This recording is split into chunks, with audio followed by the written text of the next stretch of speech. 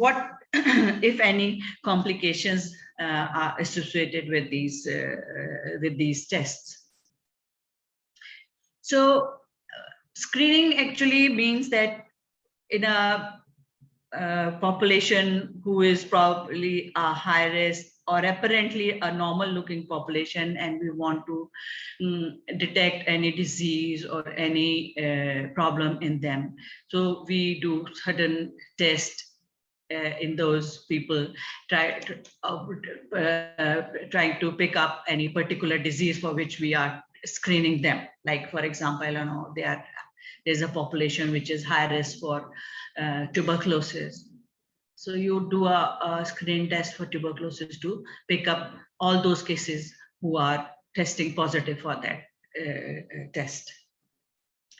But the difference between a screening and a diagnostic test is that apparently you do a screening test in a high-risk population or a healthy-looking population, trying to weed out the disease in them. But a diagnostic test is that all those people who are tested positive in that screening test, now you apply certain tests which will confirm the diagnosis of whether these individuals, they are really having that problem within them or not. Because screening test can pick up, sometimes they pick up even a negative person, who has no problem, but the screening test, in a screening test, that person has come out to be a positive person.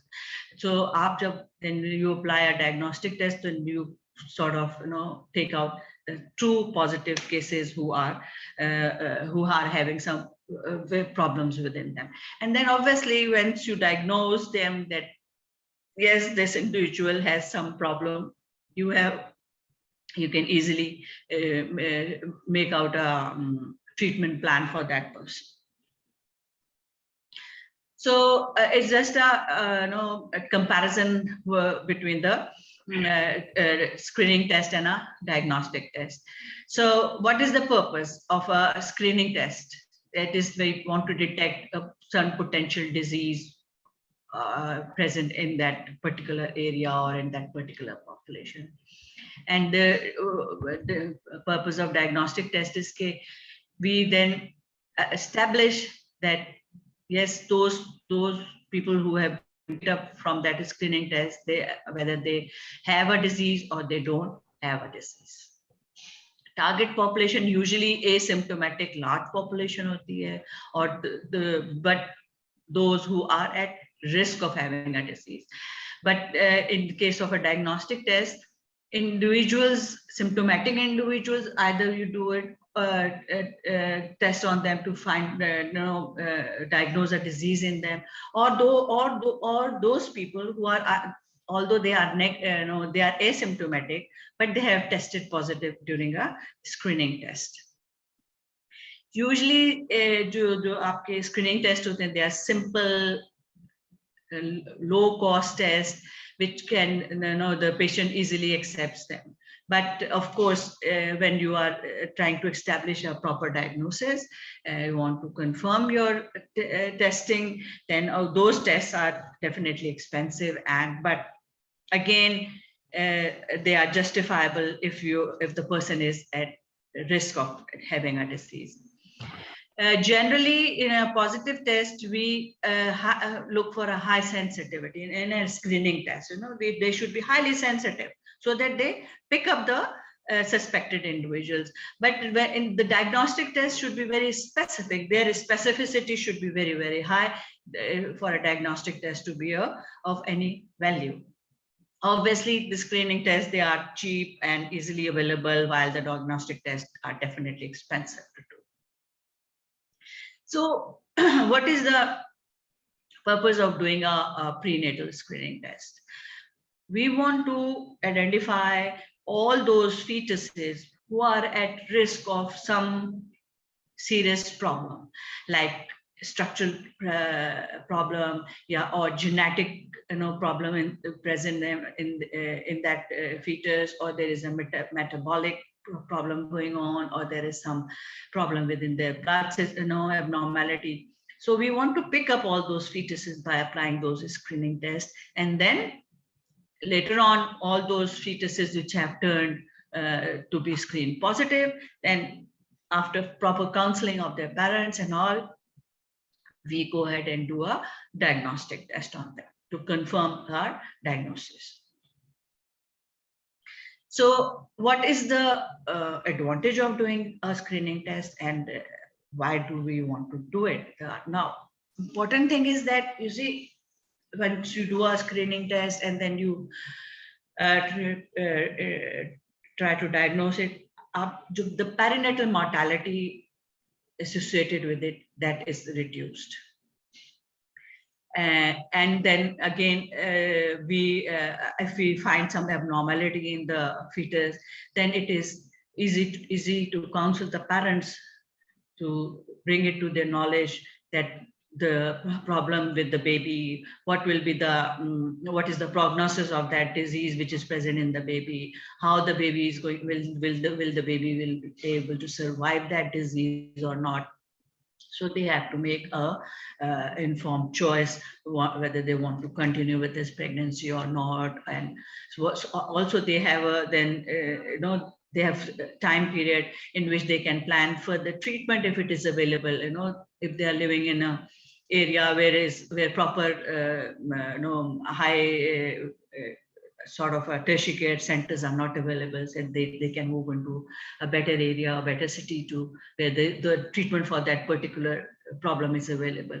So all these things that helps them in planning the delivery of that baby. So that is the reason that we go for a screening test in the people who are high risk for that. Again, if there is a treatment available in utero, this is a very highly specialized treatment, so that can be planned before the baby. We can identify chromosomal diseases so that we can do a diagnostic test in order to confirm the diagnosis. And then, of course, again, genetic counseling takes place, and it helps in the parents to decide what to do with that baby. So we have got different methods for screening high-risk pregnancies and their diagnosis as well. So we have got two screening tests which are available.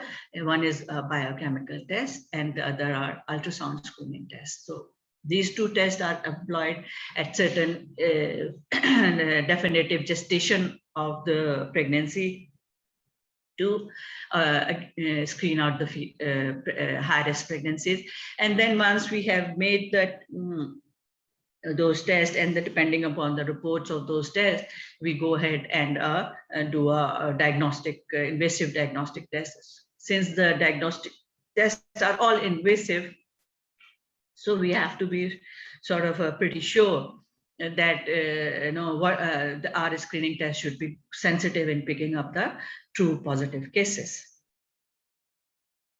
Now, what is biochemical screening? So there are certain markers which are circulating in the maternal blood when she is pregnant, which can help us in diagnosing, in making, helping out to find out the at-risk fetus. Now, one of those markers is the maternal serum alpha-fetoprotein. Then there is human chorionic gonadotropin. Then there is unconjugated estriol, and then inhibin and pregnancy-associated plasma protein A. Now, these are the quite specific markers which are present in certain when the fetus is suffering from certain diseases or certain problems, which we can help us in picking up that particular disease. Now, maternal serum alpha-fetoprotein is basically it's a protein alpha-fetoprotein which is produced by the liver of the fetus, affected by the liver of the fetus. And then it crosses into the maternal circulation, and then we do a test the maternal serum for that presence of that marker. Normally, it is secreted by all the fetuses. It's not that certain particular fetus secrete karta or nahi karta. It is secreted by all the fetuses, and it keeps on, its level keeps on rising, and it reaches about it's plateau at around 32 weeks of gestation. Now, when we test it, it is expressed, is the results of this testing is expressed as the multiple of medians. And I hope you know what is multiple of median. That is, it is how an individual test result varies from the median, deviates from the median. So it is expressed like that. And basically, for it to be, when it is used as a screening tool, so we do it. This is testing between 16 and 18 weeks of gestation, and we take as 2.5 multiple of median as the this cutoff value. That is, this much variations that test should be following. Now, all those in what situation we do this this alpha fetoprotein test in maternal blood? We do it when we are suspecting any individual, any fetus suffering from a neural tube defects. Now, the neural tube defects, is the formation. Neural tube is when the brain and the spinal cord of the fetus is being formed. Any defect in the formation of this neural tube will result in a rise in the level of the fetoprotein, alpha fetoprotein in the maternal serum. And the classical example is the detection when we detecting a fetus with the anencephaly or spina bifida, open spina bifida, which are not being covered by the skin. Now, what is anencephaly? I don't know whether you guys know. You have read about it or not. But anencephaly are those fetuses when the brain is enclosed in a skull, in a bony skull, right? So anencephalic fetuses are those jinka upper portion of this bony skull that is missing, and their brain is exposed to the amniotic fluid. So those are the anencephalic fetuses. So these are the fetuses which are secreting too much of alpha fetoprotein, and its level is raised in the maternal serum. It's a very sensitive test, and it detects all those open neural defects where they can be detected. About 79 to 88% test आपका ये सारे tubes को detect कर लेता है with a false positive ratio of very, very minor 0.001%. So, but then there are other conditions in which this maternal serum alpha fetoprotein is raised, which we have to first exclude before we say that this fetus is suffering from some neural tube defect. And those conditions are multiple pregnancy. Now, if a woman is pregnant with more than one fetus, obviously there are 2 fetuses or 3 fetuses which are secreting too much of fetoprotein level, alpha fetoproteins, and obviously her blood level would be raised. Then abdominal defects in the fetuses, in which this gut of the fetus or the liver of the fetus that is exposed outside, any congenital kidney problem, in that even it will be raised in that.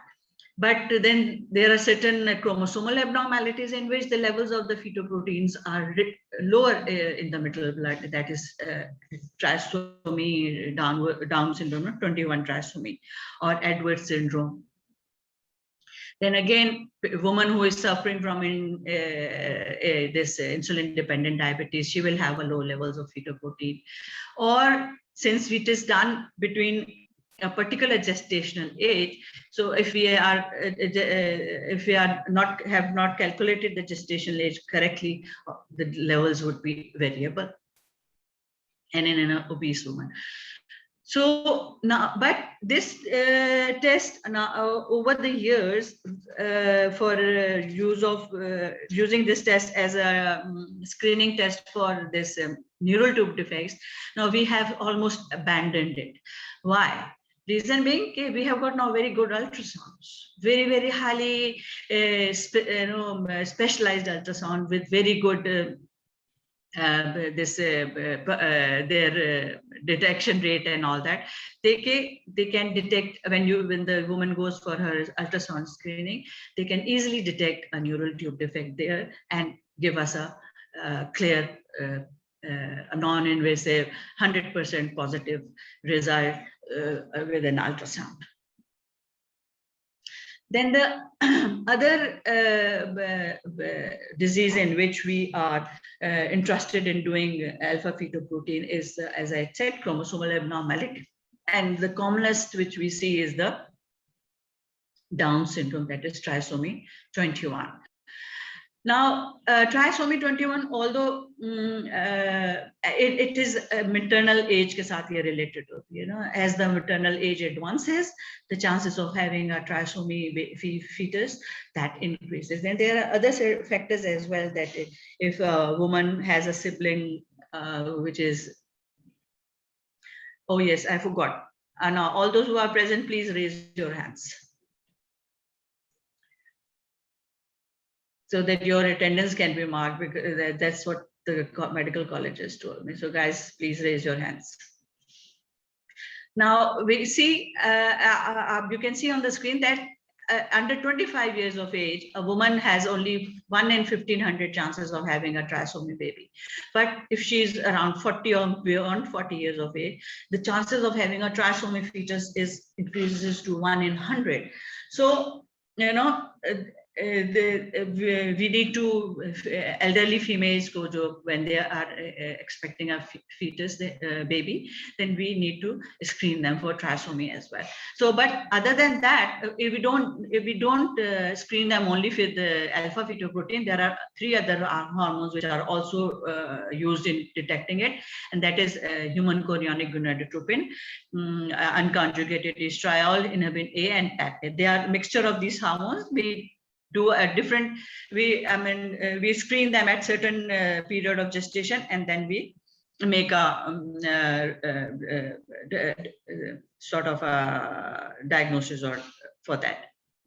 Now, how do we screen for Down syndrome? Then there are 2 sets of screening are done. Either you screen them in the first trimester if the woman comes to the antenatal clinic early, or we screen them at in a second trimester. Now, if she comes early in the pregnancy, the first trimester screening that consists of, we do a free beta HCG, we do a PAP, and plus maternal age. Now, all this, both these results, beta HCG result, PAP result, and the maternal age, that is fed into a computerized program, and then the computer, it calculates a risk of having a trisomy fetus.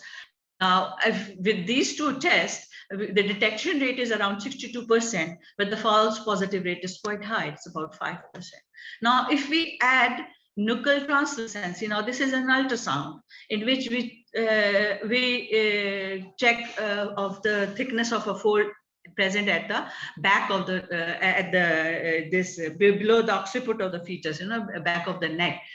So if we add that, then the detection rate suddenly increases from 62% to 85%, although the false positive rate still remains 5%.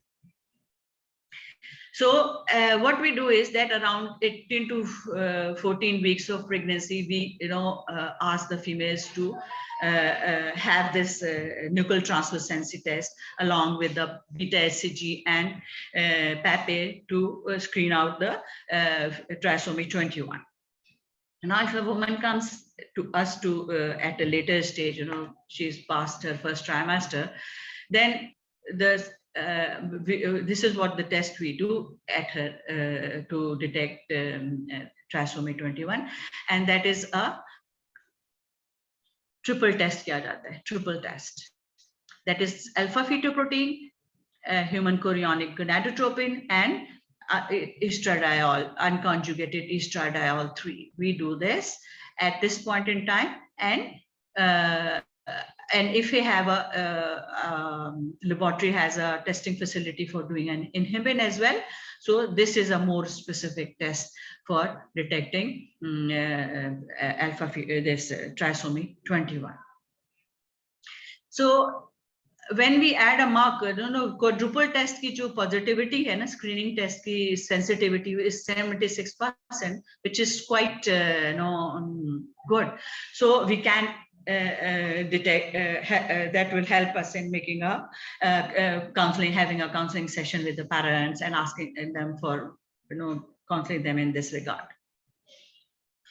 But then there are certain factors which need to be excluded before we go and do this sort of a test on them. That is, that she should not be having insulin-dependent diabetes mellitus. Otherwise, her test result would not be accurate. To ingestation, she should not be a smoker, and not be suffering from any renal failure or renal problem, or even having hyperemesis, excessive vomiting during pregnancy. Now, what are the results of a test in Down syndrome? PAP is low, serum beta HCG is high, estradiol levels are low, and alpha fetoprotein levels are low. So the recommendations which have been given by the world bodies like Royal College of Gynae and Obstetrics and WHOs and all those, that is that you screen females for the Down syndrome in the first trimester by 13 weeks and 6 days. By doing what? They should all be offered this test, maximum by 13 weeks and 6 days.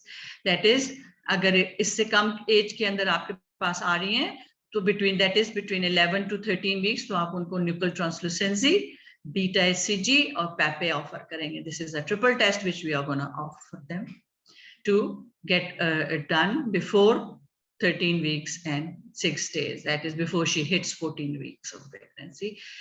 Or if she comes late, beyond that, beyond 13 weeks beyond के बाद आती है वो, तो फिर आप उसको जो है ना quadruple test offer करते हैं, और उस quadruple test में या triple test offer करते हैं जिसमें उसका maternal serum alpha fetoprotein, beta HCG, unconjugated estriol और inhibin जो है ना ये किया जाता है. And that's how you screen that woman. So, and the other chromosomal abnormalities which can be detected by using these biochemical markers is trisomy 18, right? 18 and 13. Now, these are the most after trisomy commonest problems हैं, और हम इसमें जो है हम इनको second trimester में maternal serum alpha fetoprotein, estradiol से और HCG से करते हैं, which are all low in these cases. Then other triple IDs which are inconsistent with survivals उसके अंदर इस्तेमाल कर सकते हैं, or in to detect a Turner syndrome as well. Now the other tool which we have for screening high-risk pregnancies is an ultrasound screening.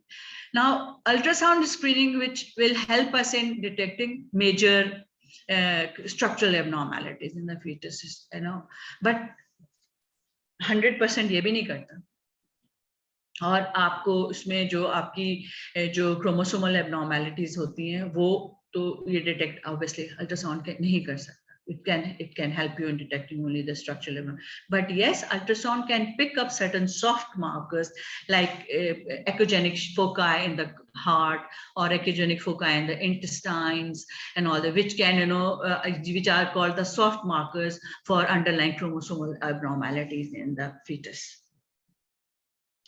So for that, doing this ultrasound screening के लिए हमें high resolution ultrasounds की ज़रूरत होती है, and a good sonographer. That is very important. The sonographer who is doing the anomalies scan for the fetus should be very skilled and very experienced to pick up the abnormalities.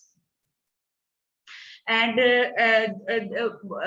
the significance of ultrasound screening is that के major अगर structural abnormalities नजर आ रही हैं, which are incompatible with the life, so we can counsel the parents for termination of the pregnancy. It is then their choice whether they want to continue with the pregnancy, said pregnancy, or they want to abort it.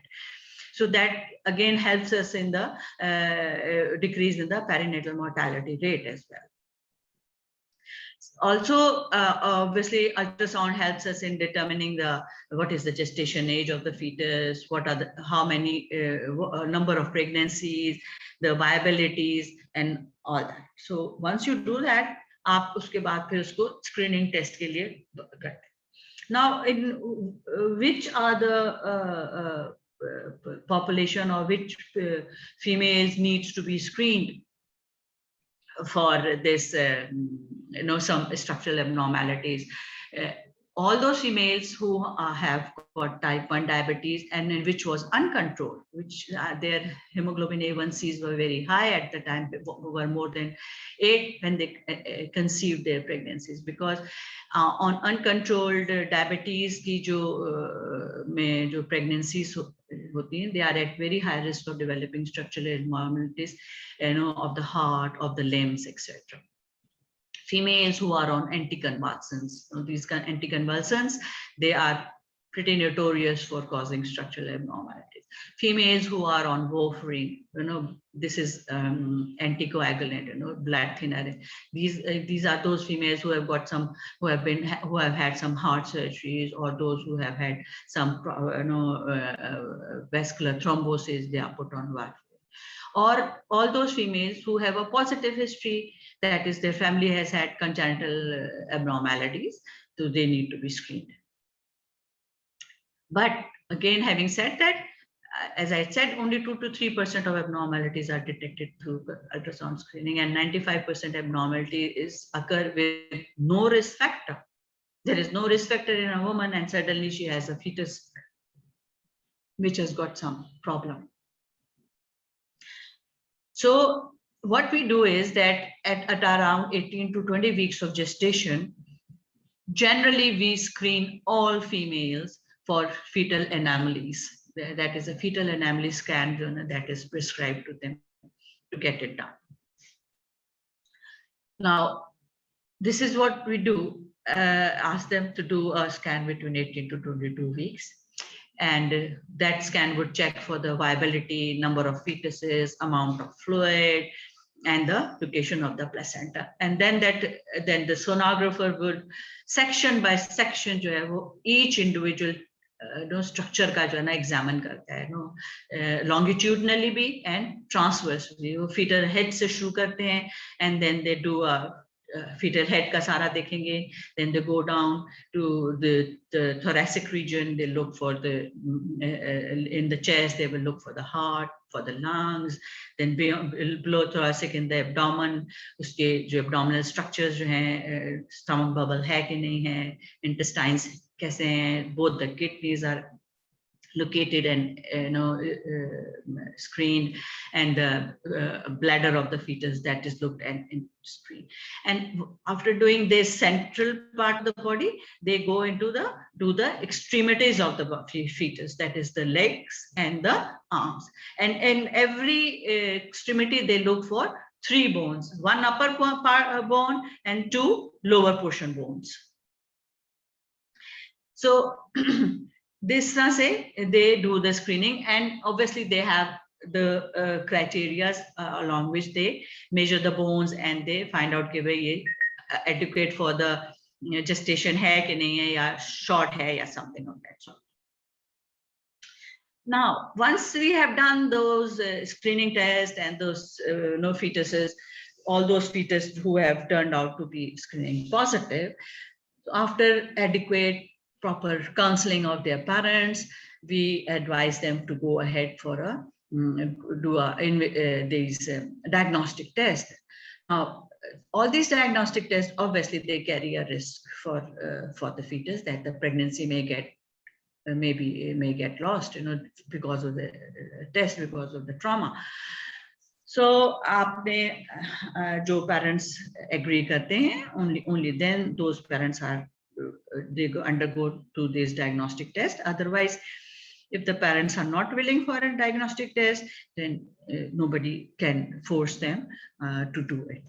It is their free will which makes them, through which they make the decision. So the diagnostic tests are of sort of a three types. There is one amniocentesis. That is amniocentesis means that the amniotic fluid which is present around the fetus, that is taken out and the tests are carried out on that amniotic fluid. Or we do a chorionic villus sampling. Now the developing placenta jo hota hai, uske chorionic villi jo hote hain, we do a small biopsy for there and we test it in the laboratory. Or we can do a fetal blood sampling, that we take blood from the fetus and we do a put it under some diagnostic test, whichever is required. Now, when the amniocentesis is done, it is usually performed between 15 to 16 weeks of pregnancy. That is, at that time, sufficient amount of amniotic fluid is present that can be a few milliliters of amniotic fluid can be taken out, and then it is done under the this ultrasound guidance. Now, why do we? What are the indications for doing an amniocentesis? All those fetuses who have turned out to be some suspected chromosomal abnormality. So we do a fetal for the fetal karyotyping. That is the main indication too, because there are certain diseases which are present in specific for XYs or XX. So we want to know the karyotype of the fetus, number one. Then again, we want to know what is the how the fetus is developing. Now, this can result sort of a miscarriage ka risk increase karta hai, but it's only 1 to 2% of the fetuses are lost if we do this amniocentesis. So, also karyotype आप करेंगे, देखिए इस बार आपकी जितनी ट्राइसोमीज हैं उनको rule out करने के लिए आपने karyotyping करानी होगी कि वो ट्राइसोमी तो नहीं है कि आपका जो है जो बच्चा डाउन स्क्रीन पॉजिटिव आया, आप उसकी मॉम की जो है ना करेंगे टू amniocentesis to see कि ये जो fetus she is carrying is not trisomy. Or if their ultrasound has detected some soft markers, as I said, so you want to do a karyotyping on that fetus to see कि ये इसके अंदर कौन सा कोई syndrome तो नहीं चल रहा है, Edward तो नहीं है या trisomy तो नहीं है या दूसरा क्या था.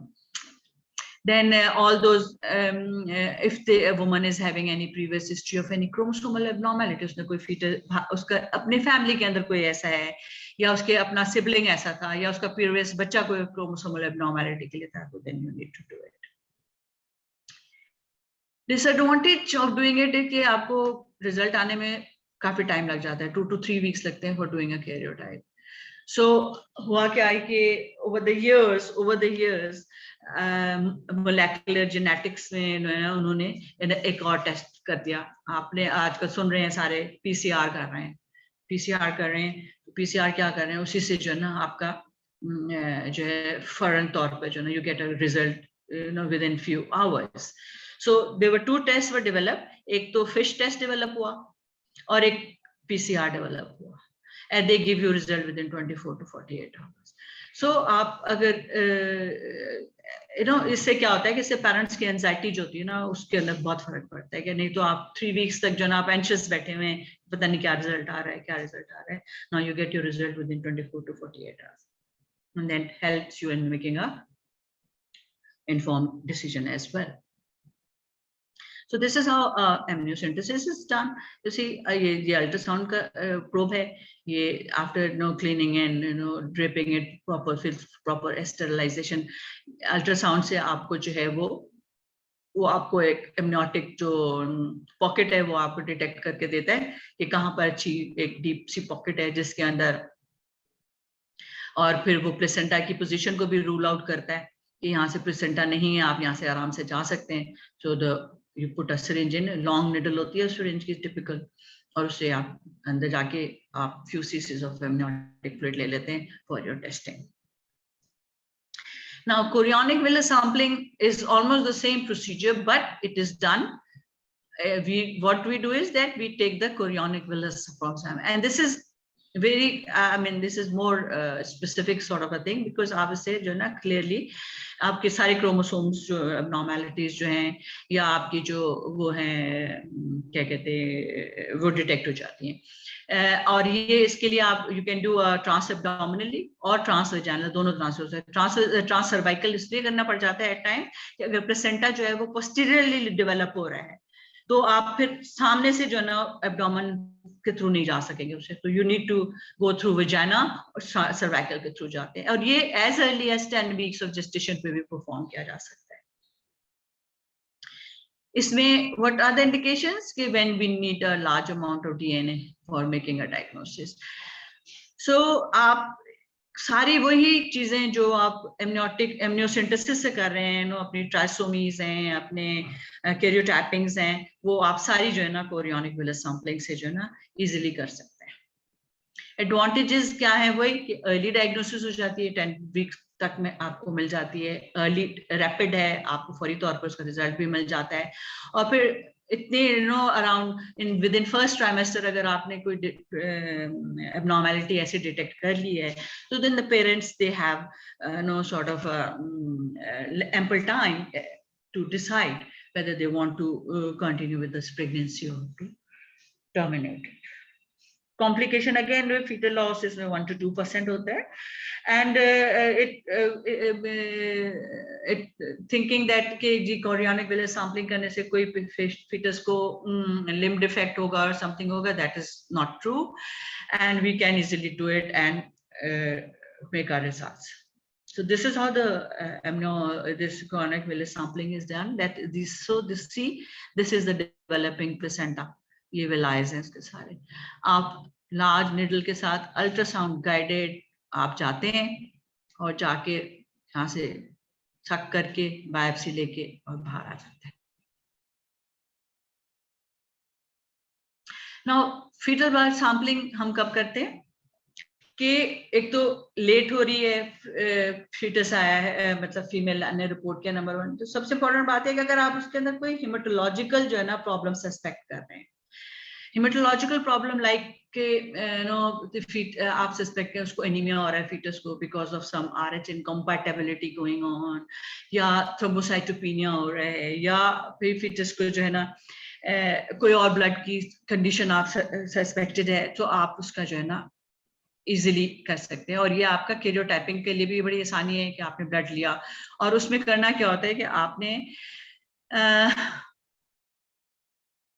जो फीटस का जहाँ पे वो होता है अटैचमेंट होती है अम्बिलिकल कॉर्ड की टू द प्लेसेंटा, वहां से जाके जो ना ब्लड सक करके और ला जाते हैं. लेकिन इम्पॉर्टेंट बात ये कि यू हैव टू सी के कोई थ्रोम्बोसाइटोपेनिया ना चल रहा हो मदर को, नंबर 1, मदर HIV पॉजिटिव ना हो, otherwise she will transfer the infection to the foetus. और आपका जो वो है क्या कहते करने वाला जो है ना, that person should be very very experienced in doing it. Then there is another entity which is known as fetoscopy. It's just like laparoscopy.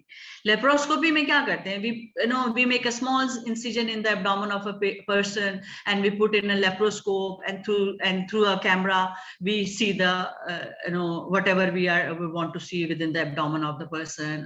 उससे laparoscope के through operations भी किए जाते हैं सब कुछ.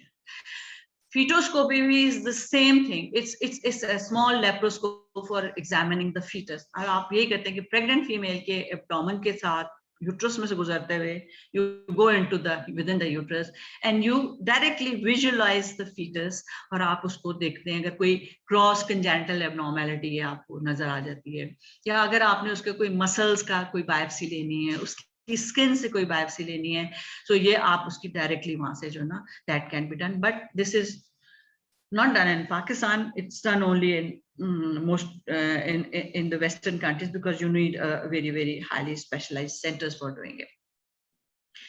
और फीटोस्कोप से आपका जो अनदर कंडीशन होती है कि twin to twin transfusion syndrome एक होती है, जिसमें एक ट्विन जो होता है दूसरे ट्विन को जो है ब्लड अपना ट्रांसफ्यूज कर रहा होता है, and which is causing the problem for both the twins, कि एक बहुत ज्यादा जो है ना एक्सेसिव ब्लड उसके अंदर चला जाता है, दूसरे का एनीमिक हो जाता है। उनके ब्लड को दरमियान में से जो है ना लेजर से आप जो है ना कट ऑफ कर सकते हैं with this help of this fetoscopy. Then there are certain other conditions which require antenatal screening, like GDM. Now, GDM is gestational diabetes mellitus. That is a woman who develops diabetes during pregnancy because of the result of her pregnancy. And it Asian ethnic population के अंदर ये खासी problem है, and it complicates about this % of the pregnancies. Family risk factors उसमें क्या हो सकते हैं? Obesity होती है उसमें अगर family history of diabetes है, especially जिनके fathers diabetic हैं, वो females जो होती हैं, they are highly prone in developing this gestational diabetes. तो आप उनको क्या करते हैं? आप उनको जो है ना ड्यूरिंग प्रेगनेंसी आप उनका ग्लूकोज टॉलरेंस टेस्ट कराते हैं, ओरल ग्लूकोज टॉलरेंस टेस्ट कराते हैं, और फिर देखते हैं कि ब्लड शुगर के उनके लेवल्स क्या आ रहे हैं। Now these are the levels which are recommended NICE guideline से या WHO की गाइडलाइन आप कोई भी फॉलो कर सकते हैं, जो भी आपके इंस्टीट्यूशन में फॉलो की जा रही है। एंड दैट शुड बी कि अगर फास्टिंग ब्लड लेवल जो है उसका मोर देन 5.6 मिलीमोल आ रहा है, या 2 आवर्स पोस्ट पेरेंडियल जो है उसका 7.8 मिलीमोल आ रहा है, तो she is considered to be a diabetic. So I go just quickly go through it कि अगर एक if the female has gestational diabetes and it is not being treated, तो क्या रिस्क हो सकते हैं? फीटल रिस्क क्या होगा कि baby would be growing massively because उसको टू मच ऑफ ग्लूकोज मिल रही है, वो बस वजन बढ़ता जा रहा है। Suddenly baby can die in it. A big baby, if it is born, it can have a shoulder distortion and get stuck in the maternal birth canal. Similarly, those babies, they require more NICU admissions, they have more neonatal jaundices, post delivery ये बच्चे hypoglycaemia इनमें होने लगता है। Maternal risk इनमें क्या होते हैं कि ऑपरेटिव डिलीवरी ज्यादा करने को, बहुत बड़ा बच्चा है तो हम we can't deliver the baby vaginally, so we need to do a cesarean section, you know, difficult vaginal deliveries होने लगती है, trauma हो सकता है birth canal का, and over the years जो होती है ना, these moms they can develop type 2 diabetes. Then we have another screening which is very important, and that is the blood group screening and RH prophylaxis. Now, you know, humans के blood group दो groups होते हैं, एक ABO grouping होती है और एक दूसरा system होता है which is RH system कहलाता है. Now, either you are ABO positive or ABO negative, that is a blood group A positive or blood group A negative. Now, if we are very particular, जब pregnant female आते हैं to do her blood group immediately, the first visit पर आती है, आप उसका blood group फौरन कराते हैं to find out कि whether she is RH positive or RH negative. Because if she is RH negative and her partner जिसके साथ she is married to, he is RH positive, so she can have an RH positive or RH negative baby. First pregnancy में तो उसको कोई मसला नहीं होगा, but subsequent pregnancies में अगर वो प्रेग्नेंट होती है और कैरी करती है RH पॉजिटिव फीटस, तो वो जो उसके मदर के अंदर जो है ना RH पॉजिटिव ब्लड के खिलाफ एंटीबॉडीज बन जाती हैं, which then pass into the mother and destroy the fetal blood. So इसलिए आपको जो है ना ब्लड ग्रुप मदर का पता करना बहुत जरूरी होता है. सेंसिटाइजिंग इवेंट्स क्या होते हैं कि जिसकी वजह से RH नेगेटिव मदर जो है वो उसके अंदर RH एंटीबॉडीज बनने शुरू हो जाती हैं. आर द मिसकैरेजेस, अगर आपने प्रेगनेंसी टर्मिनेट कराई है या एंटीपार्टम हेमरेज हो रहा है या कोई इन्वेसिव प्रीनेटल टेस्टिंग हुई हुई है.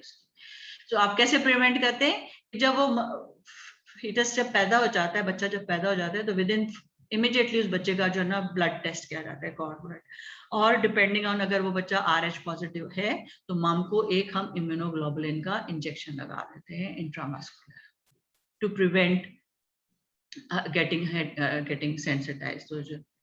ठीक है. सो आप विद इन 72 आवर्स जो है ना, मैक्सिमम जो है ना आपका कट ऑफ 72 आवर्स के अंदर अंदर लग जाना चाहिए. कोशिश ये होती है कि विद इन 24 आवर्स लग जाए. और हर वो खातून जो कि RH नेगेटिव है और जिसका प्रीवियसली कोई सेंसिटाइजेशन नहीं हुई हुई है, तो 28 वीक्स पे और 34 वीक्स के ऊपर ड्यूरिंग प्रेगनेंसी उसको एक एंटी-डी का इंजेक्शन लग जाना चाहिए.